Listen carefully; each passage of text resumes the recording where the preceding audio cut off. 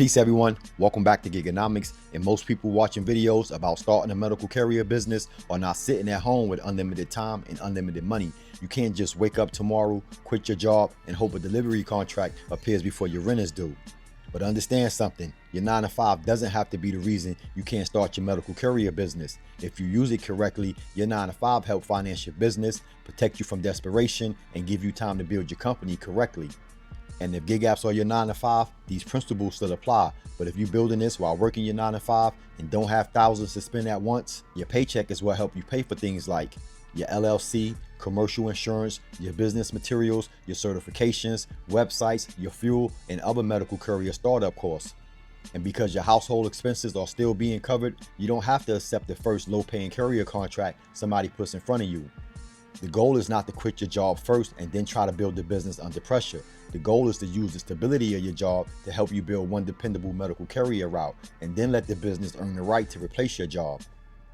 In this video, I'm going to show you how to start a medical carrier business while working full-time, how to choose services that fit your availability, how to conduct outreach during your workday, and what should be in place before you even think about leaving your 9 to 5.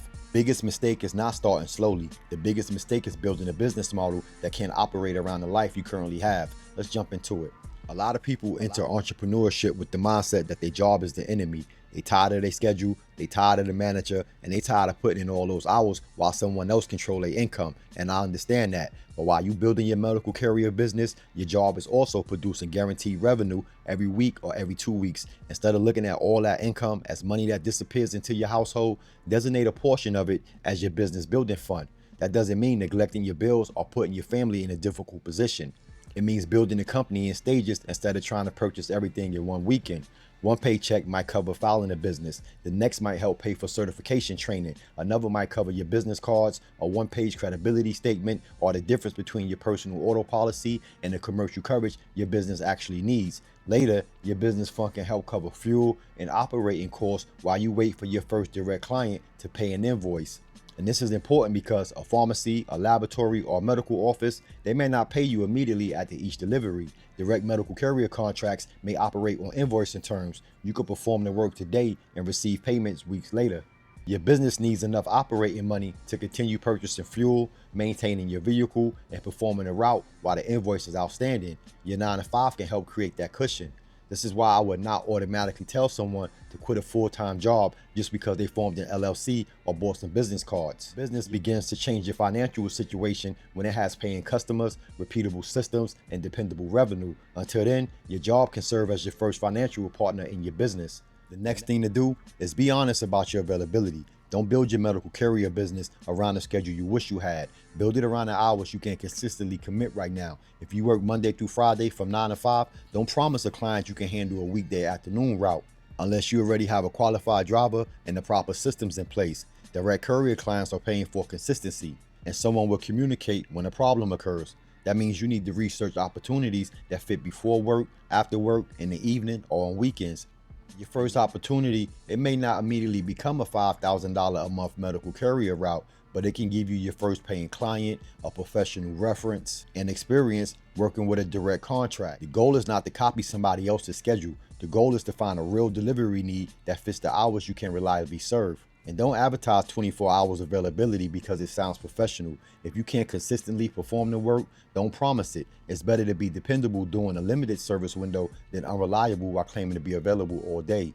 Working a 9 to 5 does not mean every free hour must be spent making deliveries. Use some of that time to build a business behind the deliveries. After work, research potential clients and create a prospect list. That list should include their contact information, their decision maker, their delivery needs, and some follow-up notes. Prepare your introduction. Create a capability statement, your pricing structure, your service agreement, your terms, invoicing system, and the client intake process. Also, organize your insurance documents, your W-9, certification, and business information so everything is ready when an opportunity comes knocking. You should know the lowest rate you can charge and still make a profit before discussing pricing with a potential client. This preparation matters because your available time is limited. If you only have one lunch break to make calls, you should not spend most of it searching for phone numbers. If you take a personal day for in-person outreach, your materials and targeted locations should already be prepared. Your 9 to 5 limits your time, so preparation is what makes that time productive. One of the hardest parts of starting a medical carrier business while working full-time is reaching the decision maker during normal business hours. Use your lunch break for a short introductory call. The goal of the first call is not to deliver a long sales pitch. It's to identify the right person, understand their current delivery system, and schedule a better time to continue the conversation. You can say, "Good afternoon, my name is Courier and I operate a local medical carrier service. We provide schedule and backup delivery support. I'm calling to find out who handle your delivery operation and whether they will be available for a brief conversation." If you reach the decision maker, ask, "Are your deliveries currently handled internally, through an outside carrier, or through a combination of both?" That one question helps you understand their current situation and where your service may fit. For in-person outreach, use your days off strategically. Research your best prospects, identify the decision makers, and organize a few visits within the same geographic area. Don't take a day off and drive around randomly. One organized outreach day can accomplish more than several weeks of unfocused activity. Now, this is where excitement can create a serious business problem. A client may offer you a contract, it pays well, but it requires service during the same hours you're working. Don't accept it and hope you can figure out the schedule later. Don't quit your job during the meeting, and don't assume the client will tolerate missed pickups while you're making that transition. Ask whether the schedule is flexible, whether other service windows are available, or whether the client needs backup or overflow coverage that fits your availability. If the opportunity still don't fit, you can say, "That delivery window overlaps with an existing commitment, and I don't want to promise coverage I can't perform consistently. However, I would appreciate the opportunity to help with services that fit my current availability." Response doesn't close the door. It shows the client that you take reliability seriously. A missed opportunity is better than a failed contract that damages your reputation. A lot of people become discouraged because they expect their first medical carrier contract to replace their entire paycheck. That's way too much pressure to place on one account. Your first route should prove that you can operate the business consistently while maintaining your current responsibilities. It should generate revenue, teach you how direct contracts work, and help finance the next stage of your company. Keep some of that money inside your business. Use it for maintenance, marketing, software, and other operating expenses. That's when your business begins to fund itself instead of depending entirely on your paycheck. Then you can focus on adding another client or two. Make sure it fits your schedule, then organize those accounts into predictable recurring revenue. You're not trying to replace your salary overnight. You're building one dependable relationship at a time. Don't leave your job because you had one profitable week, one client showed interest, or you submitted a few proposals. Interest is not revenue, and projected work is not a signed carrier contract. Before considering making that transition, you should have recurring business that you can document, a clear understanding of your monthly operating expenses, money reserved for slow periods and delayed payments, and a realistic plan for replacing your employment benefits. You should also avoid depending entirely on one client. If that client ends the contract, changes managers, or bring the work in-house, your income could disappear immediately. The goal is not to replace your salary with one fragile contract. The goal is to build a stable courier business supported by multiple direct clients and recurring routes. Let the business prove when it's ready. Your job should only become an obstacle after your business have real contracts, consistent revenue, and more profitable opportunities than your current schedule allow you to accept. That's a much better position to be in instead of quitting too early and discovering that demand wasn't dependable. If I was starting a medical carrier business while working a 9 to 5, I would use the first 60 days to establish my foundation. I would determine my services, my service area, availability, my operating costs, insurance requirements, and my minimum rate. I will organize my business documents, so my training, my pricing, and my introductory materials.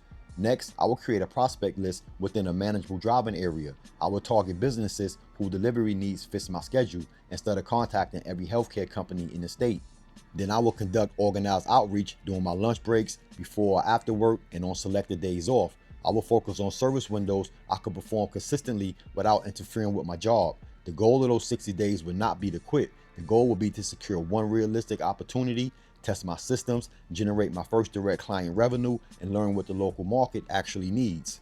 Once you have that information, you can make better decisions about your schedule, pricing, your services, and handing in your 2-week notice. So to the viewer who asks how to start a medical carrier business while working a 9 to 5, don't look at your job only as something holding you back. Use the income to fund your setup and use your off hours to build your business. Choose services you can perform consistently and let your first direct contract help finance the next stage of your company. You don't need unlimited time. You need to use the time you do have strategically. Your job may prevent you from accepting every medical carrier route today, but it also gives you enough stability to avoid bad routes, unpredictable rates, and unfair contracts accepted out of desperation. Build while you stable and learn while you earning. And let the business prove itself before you depend on it to support your household. If you're working full-time while trying to start a medical carrier business, drop your city and work schedule in the comments. Don't mention your employer, just tell me whether you work mornings, evenings, overnight, or traditional 9 to 5. And until next time, y'all stay safe, stay blessed, get to your hustle. Peace.